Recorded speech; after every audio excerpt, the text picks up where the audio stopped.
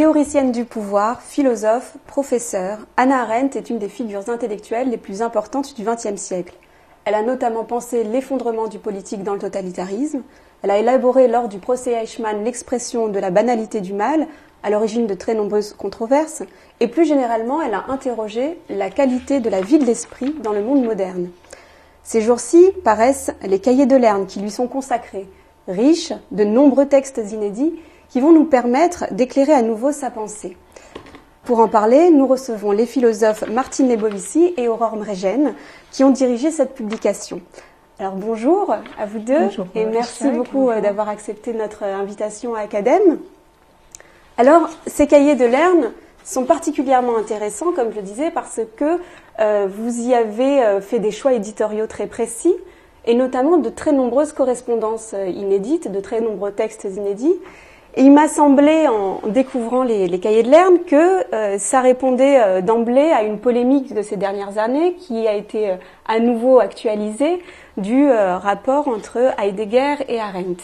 Alors, simplement pour résumer à nouveau cette polémique, il y a deux choses. Il y a eu les cahiers noirs d'Heidegger qui interrogent la consubstantialité, disons, de la pensée de Heidegger avec le nazisme et l'antisémitisme, à quel point sa pensée était nazie, ou pouvait adhérer au nazisme, ou véhiculer le nazisme.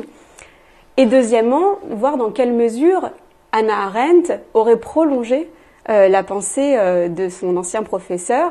Et dans ce cas-là, évidemment, on se rend compte que c'est absolument problématique. Vous avez pris le parti d'emblée de valoriser l'autonomie de sa pensée comme étant une pensée plutôt de réplique.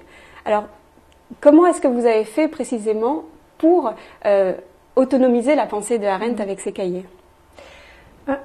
Je crois que d'abord, il faut repartir d'un certain nombre de faits.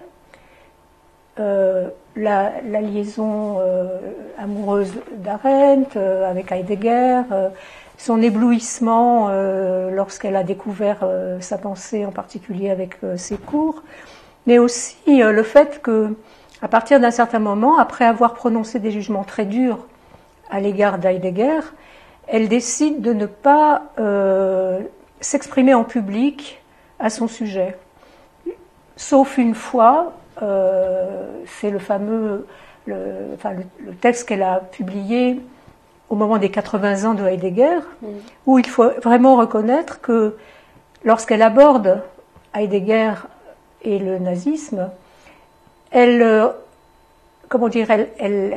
adopte son mode de défense, c'est-à-dire qu'elle dit très clairement que c'était une escapade et que après, une fois qu'il s'est rendu compte des choses, il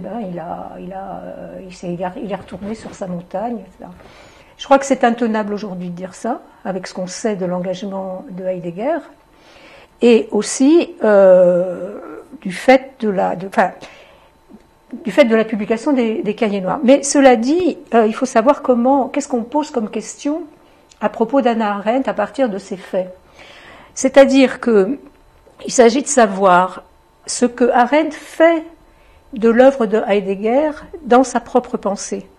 Et là, il y a deux possibilités. Est-ce que Heidegger est le maître secret qui dirige tout ce qu'elle écrit et tout ce qu'elle pense, ou est-ce que, comme vous l'avez signalé tout à l'heure, ou est-ce qu'il y a un développement autonome de sa propre pensée?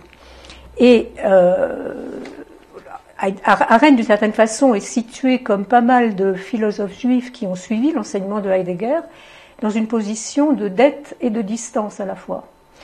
Et ce qu'il faut comprendre, c'est que pour Arendt, Heidegger est un philosophe dont elle reconnaissait la profondeur et aussi la manière dont il lisait les textes de la tradition philosophique.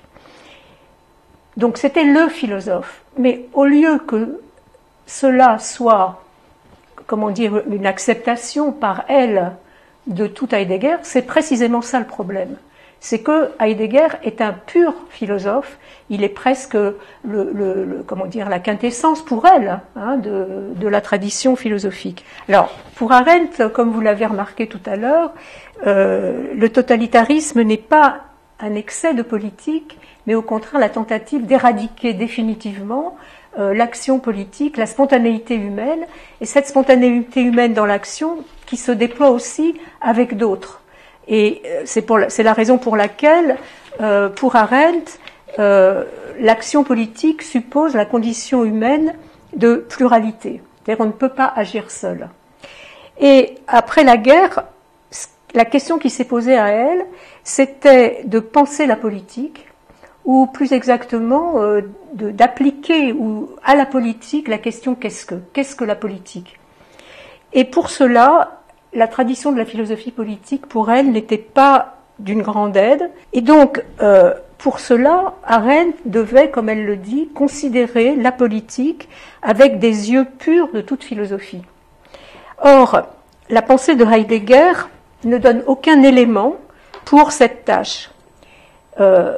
Certes, pour lui, ce qu'il appelle le Dasein, c'est-à-dire l'existant ou l'existence humaine, est un être au monde, et la politique elle-même se déploie dans le monde. Mais pour accéder à l'authenticité, chez Heidegger, il faut affronter l'angoisse de sa propre mort et se soucier véritablement de soi-même. D'où une dévalorisation du rapport à autrui, et plus tard l'idée qu'on trouve chez lui que la pensée est la seule action authentique, car la seule habilité à répondre à l'appel de l'être. Et donc, ce que va faire Arendt, c'est qu'elle va retravailler les existentiaux de Heidegger, c'est-à-dire ces grandes catégories, le monde, le qui, le domaine public, en fonction de deux apports fondamentaux à la philosophie politique et à la philosophie en général, c'est-à-dire la natalité et la pluralité.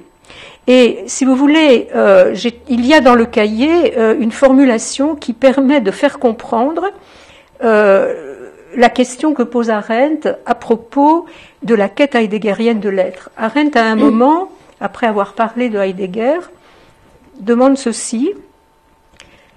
La question de l'être, c'est pourquoi y a-t-il quelque chose plutôt que rien ?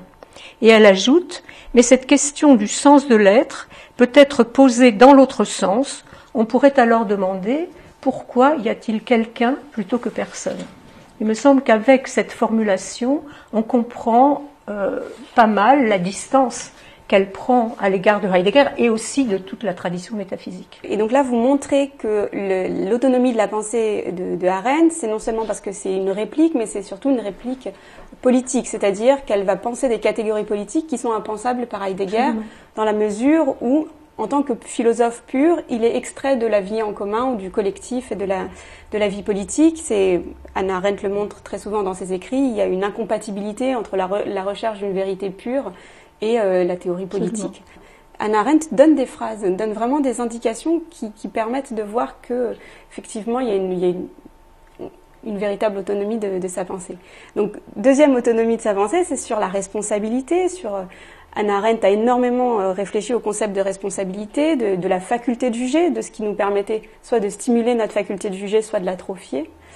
Et à cet égard, il y a une correspondance extrêmement intéressante avec une jeune libraire allemande qui s'appelle Annette Nottling. Elle lui écrit une lettre en 1964. Donc c'est tout à fait passionnant. Et puis elle lui pose la question suivante. Elle lui dit, en gros, comment est-ce que je dois me comporter à l'égard du passé de mon pays, à l'égard du passé nazi ? Et qu'est-ce qu'on aurait fait en face d'un nazi ? Est-ce que je dois ressentir de la honte, de la culpabilité ? Elle lui pose ces questions de manière un peu innocente et Hannah Arendt va prendre le temps de répondre justement en valorisant la notion de responsabilité pour l'histoire de son pays. En plus, c'est des choses très actuelles.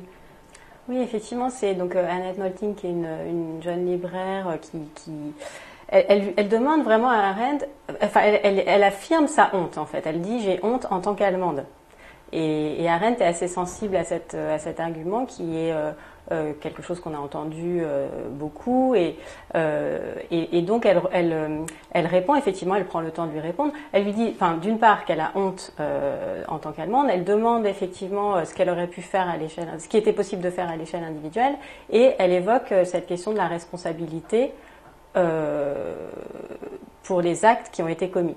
Et ce qui est intéressant, c'est que Arendt répond à la fois qu'elle n'a absolument pas à avoir honte en tant qu'Allemande, et que la responsabilité, et elle distingue vraiment, Arendt, la responsabilité morale de la responsabilité politique, puisque la responsabilité morale n'est que individuelle, elle est portée par une personne, de même que la responsabilité juridique, et on reviendra certainement là-dessus tout à l'heure, mais c'est aussi l'intérêt de ce qu'elle appelle la grandeur de l'institution judiciaire, puisque devant un tribunal, on est responsable individuellement du point de vue moral et juridique.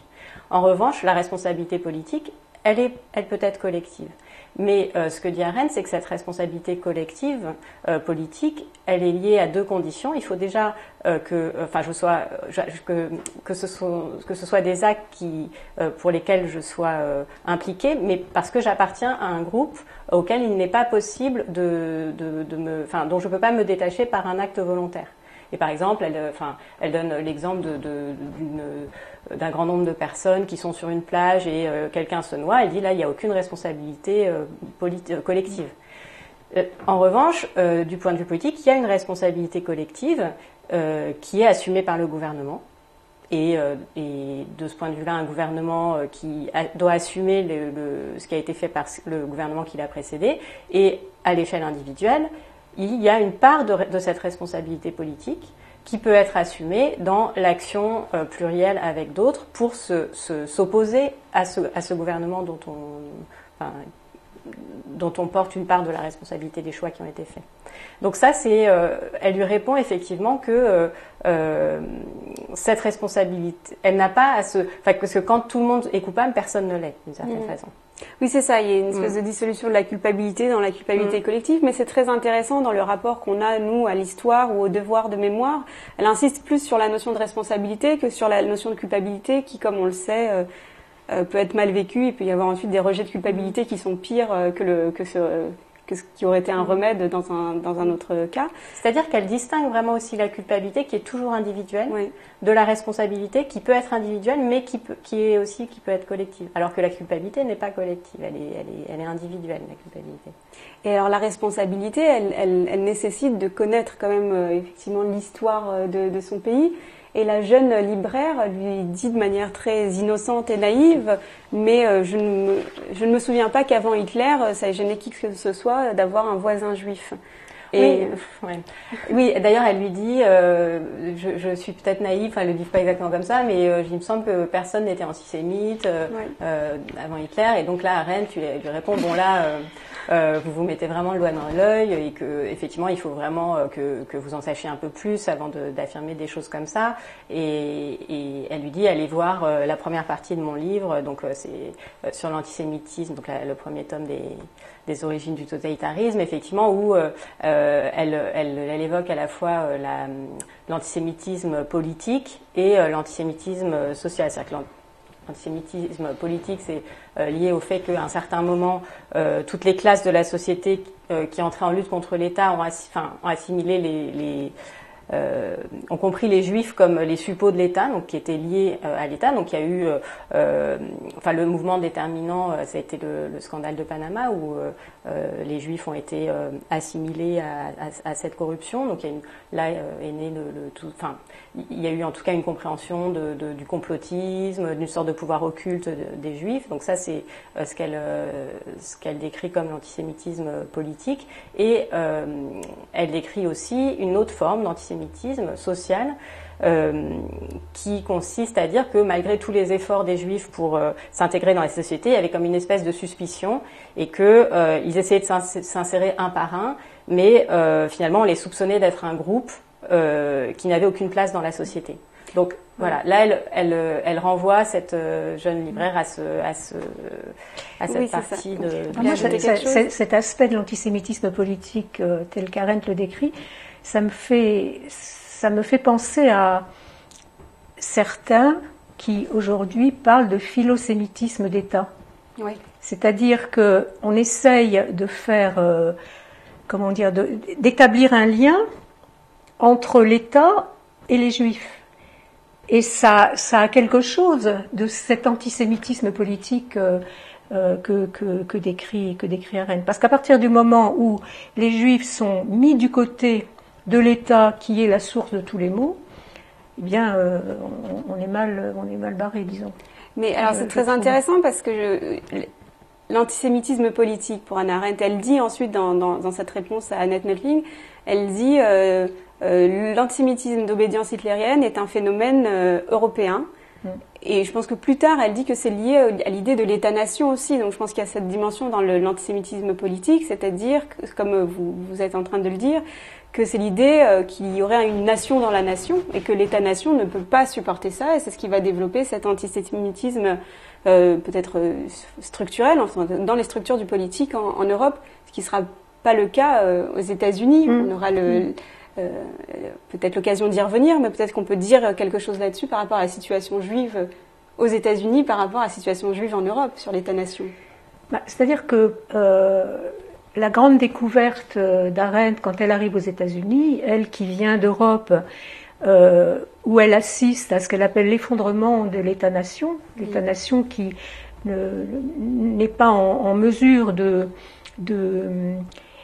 donner un statut politique à ceux qui sont chassés, persécutés et qui arrivent en masse qui veulent franchir en masse les frontières, eh bien, pour elle, il y a là, ça révèle une limite de la structure de l'État-nation, parce qu'il faut un peuple dans un État qui correspond à un État ou lui aussi, avec un peuple homogénéisé qui se reconnaît dans l'État. Bon, alors elle a compris les impasses de l'État-nation, en particulier après la Première Guerre mondiale, lorsque l'Empire austro-hongrois a été démantelé et où on s'est retrouvé avec des États-nations qui avaient dans leur population parfois presque 50% d'un peuple qui ne se reconnaissait pas dans l'État. La Tchécoslovaquie, la Hongrie, etc., etc. Et donc là, il y a une limite de l'État-nation qu'elle ne retrouve pas aux États-Unis. Aux États-Unis, où, dit-elle, les Juifs n'ont pas besoin de s'assimiler. C'est-à-dire parce que le peuple américain est constitué d'une mosaïque d'émigrants qui vont devenir américains, mais qui gardent d'une certaine manière une certaine identité dans l'État américain, avec en plus le fédéralisme où les États, les différents États ont une autonomie législative, etc. Donc c'est ça la découverte des États-Unis pour elle. Ouais. Oui, alors c'est très intéressant parce que donc il y a plusieurs perspectives sur le politique chez Arendt. Il y a cette perspective de théorie politique, mais il y a aussi évidemment son propre engagement au moment, alors après l'effondrement des empires, l'entre-deux-guerres, mais ensuite avec son propre statut de réfugié qui l'amène à réfléchir justement au sionisme et à ce qu'elle appelle le mouvement auto-émancipateur.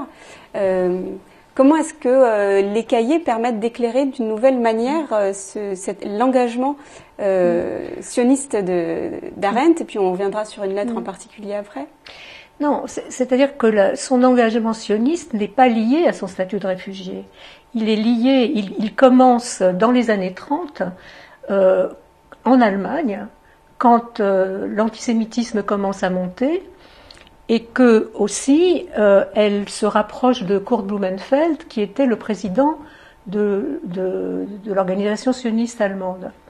Et justement, c'est ça qui est intéressant de rappeler avec Arendt, c'est que c'est pas 1933 qui incite chez elle l'engagement politique. Il est clair en même temps que c'est à partir des années 30 que elle, qui était, dit-elle, naïve du point de vue politique, elle va justement sortir de sa naïveté et chercher à s'engager.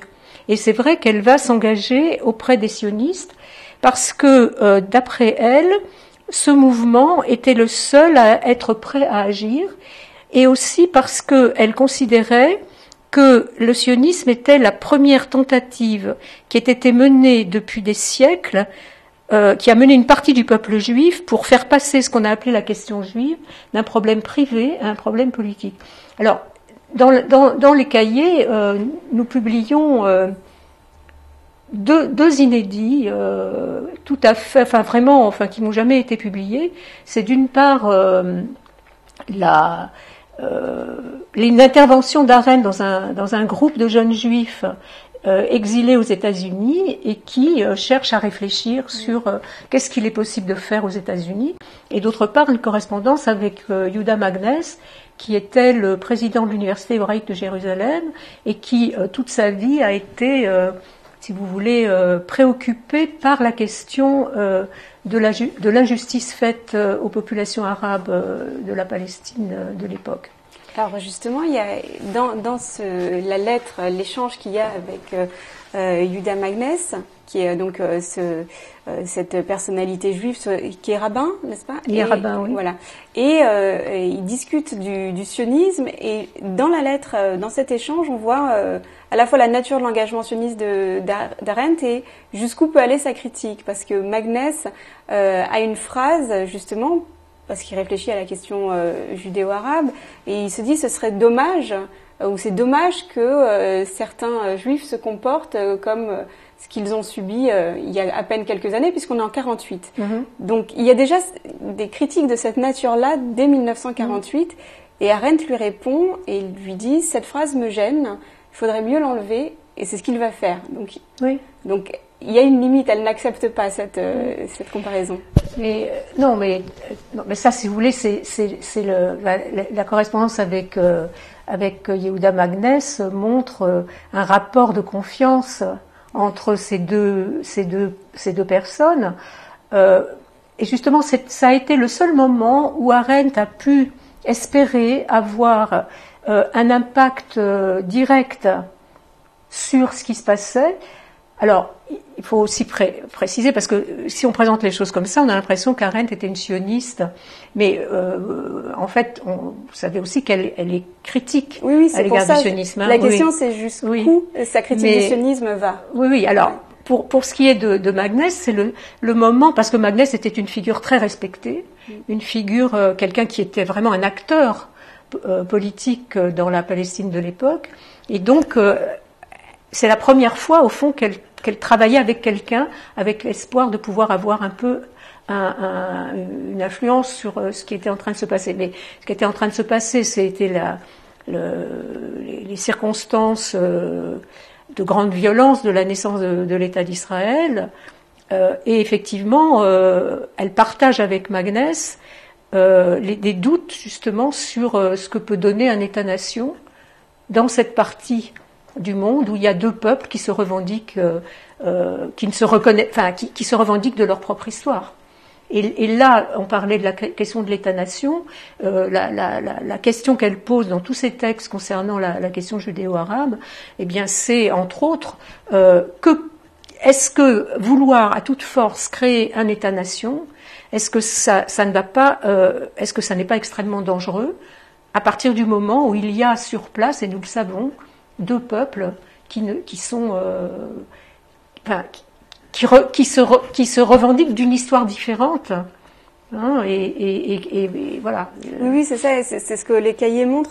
Il y a une expression qui revient souvent, c'est l'état de l'opinion publique d'un côté comme de l'autre. C'est-à-dire que est-ce qu'on peut redisposer les opinions publiques et faire en sorte qu'il y ait un arrêt des hostilités à partir de ça. C'est une question qui n'est pas résolue aujourd'hui. Donc justement, on se rend compte effectivement quand on lit ces textes de l'époque que les questions qui sont posées là, eh bien, elles sont toujours posées aujourd'hui. Hein, oui, c'est ça.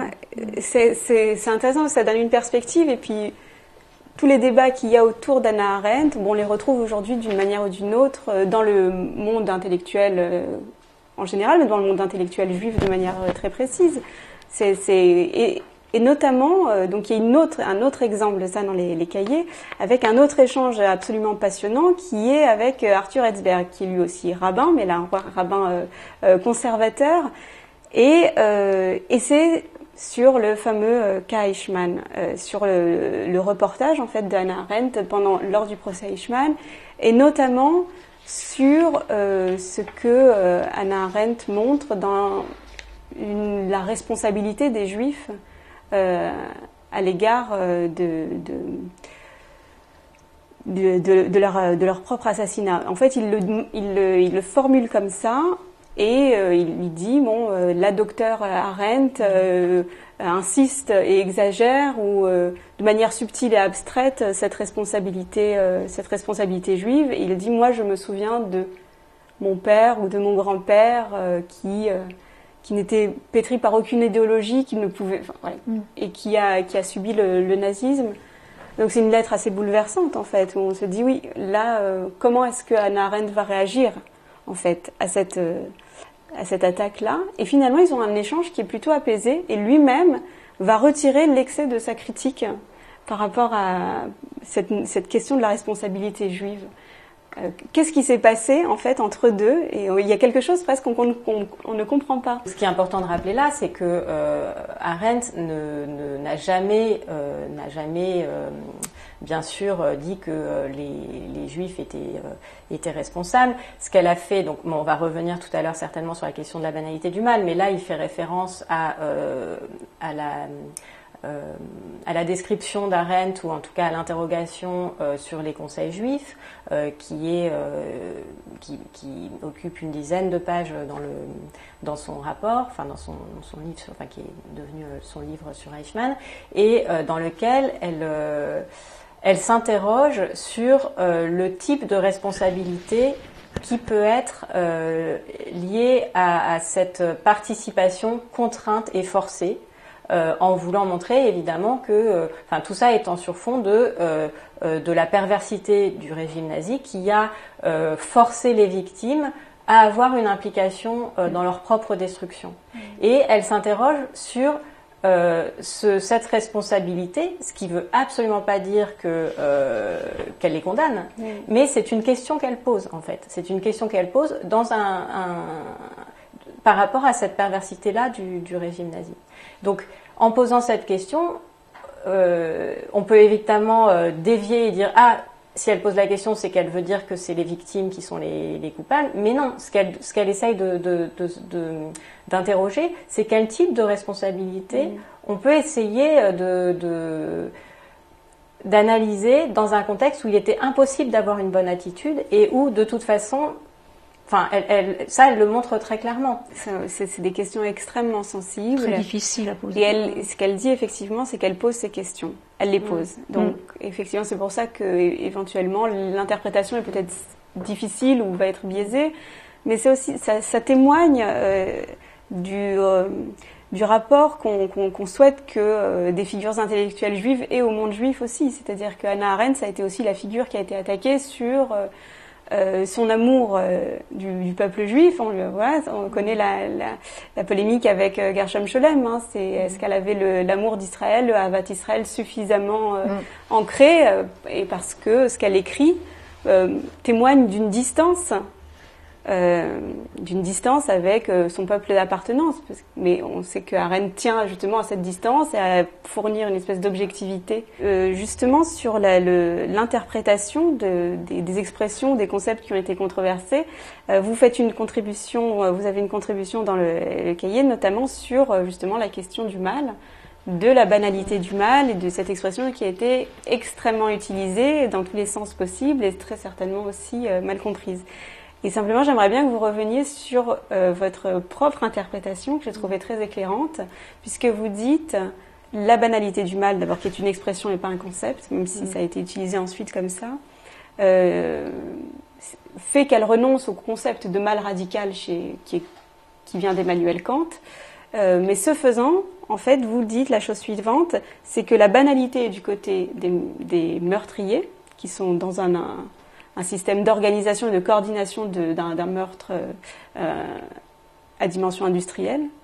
Et la radicalité, le mal radical, est du côté des victimes. Qu'est-ce que vous avez voulu dire par là? En fait, je précise, c'est pas exactement comme ça que je l'ai... Enfin, peut-être je reformule.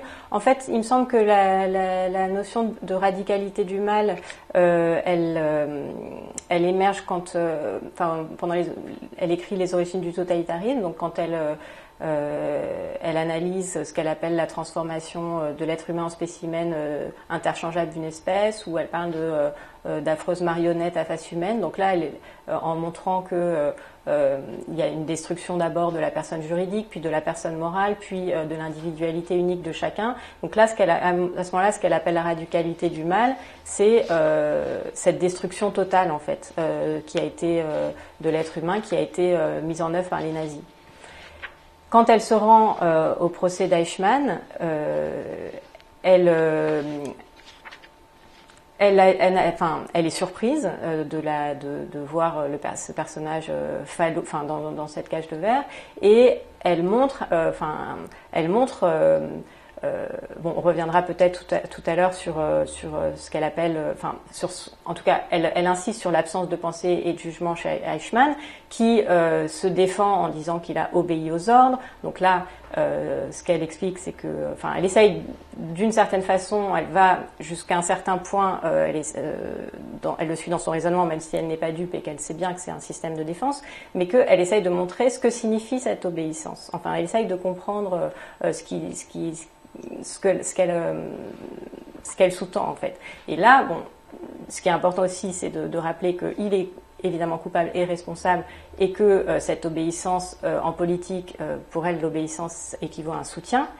Et ce qu'elle appelle, cette banalité, c'est justement cette superficialité du mal qui peut se propager comme un champignon à la surface de la Terre, et qui est liée à cette incapacité à se heurter à la pensée et au jugement. Et ça, c'est radical, c'est-à-dire la pensée en ce sens-là est radicale, parce qu'elle a des racines.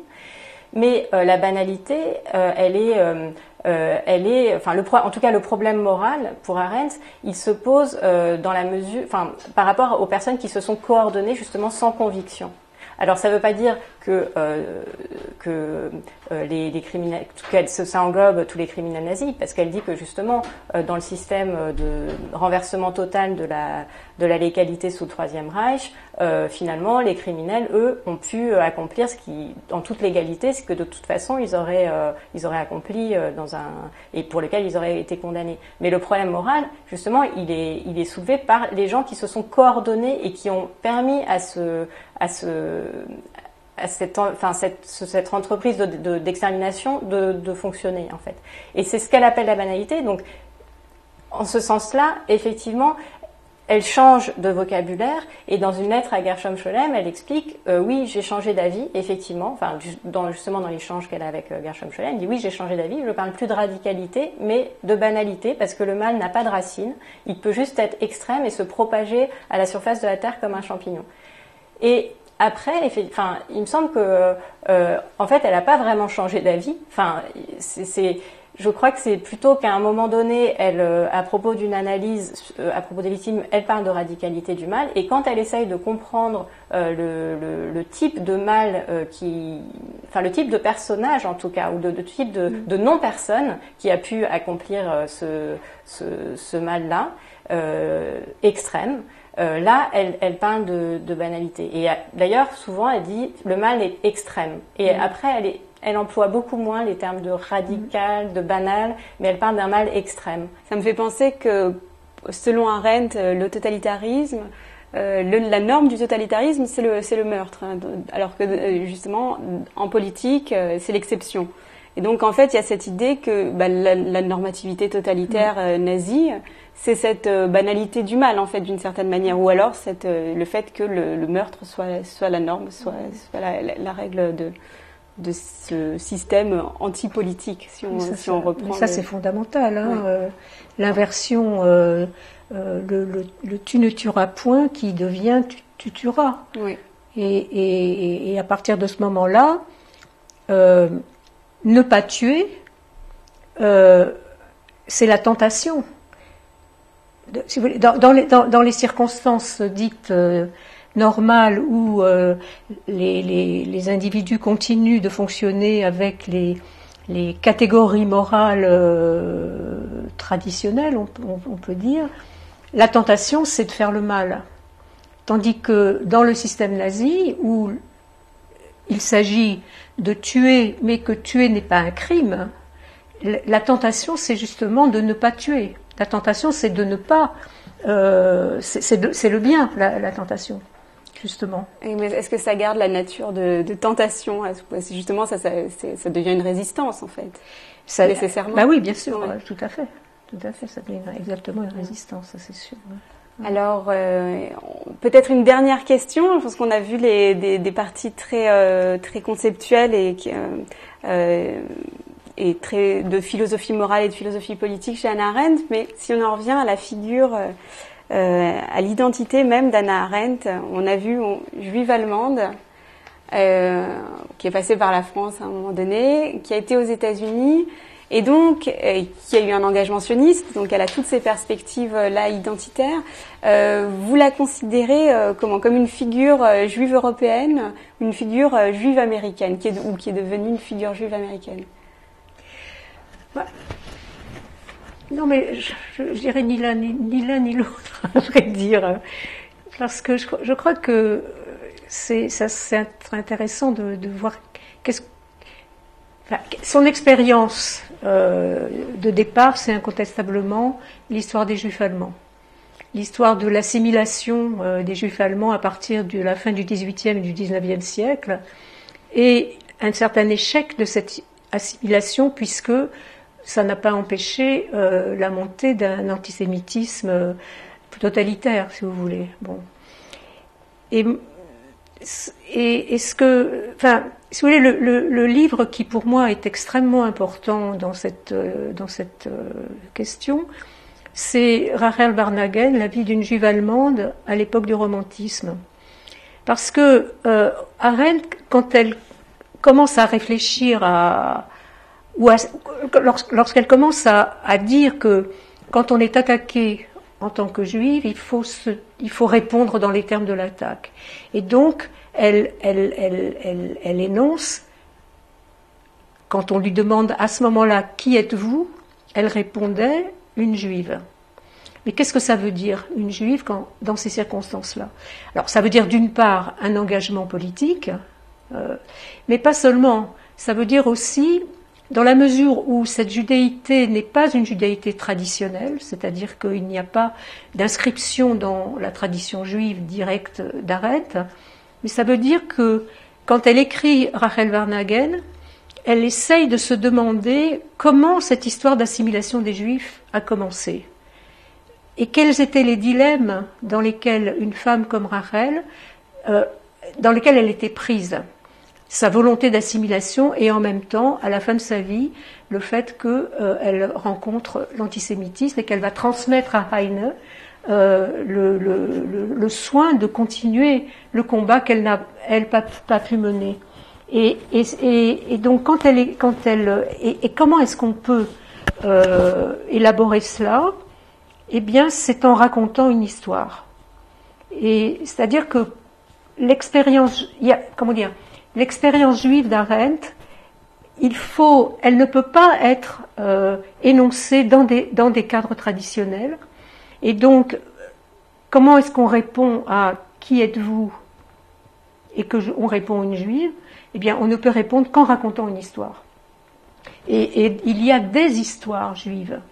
Est-ce que vous diriez que c'est une histoire d'emblée politique? Pour Arendt. C'est une histoire où le politique est impliqué, c'est certainement. Mais c'est aussi une position personnelle et une réflexion sur effectivement les conditions dans lesquelles nous sommes juifs, c'est-à-dire les situations historico-politiques dans lesquelles nous nous disons juifs. Et donc ça veut dire que pour ceux qui n'ont pas nécessairement ne réfléchissent pas nécessairement dans les cadres de la tradition, eh bien nous avons tous à faire ça, c'est-à-dire dans quelles conditions est-ce que nous pouvons dire aujourd'hui je suis juive. Et pour ça il faut comprendre le monde dans lequel on est. Et le monde dans lequel on est n'est pas le même nécessairement que celui dans lequel Arendt était quand elle a commencé sa carrière. Écoutez, merci infiniment d'avoir répondu à nos questions. Donc, je rappelle l'apparition des cahiers de Lerne consacrés à Hannah Arendt et que je vous invite à découvrir parce qu'il y a effectivement des textes et des échanges inédits qui sont extrêmement intéressants et puis bien sûr de nombreuses contributions de philosophes. Merci beaucoup. Merci à vous.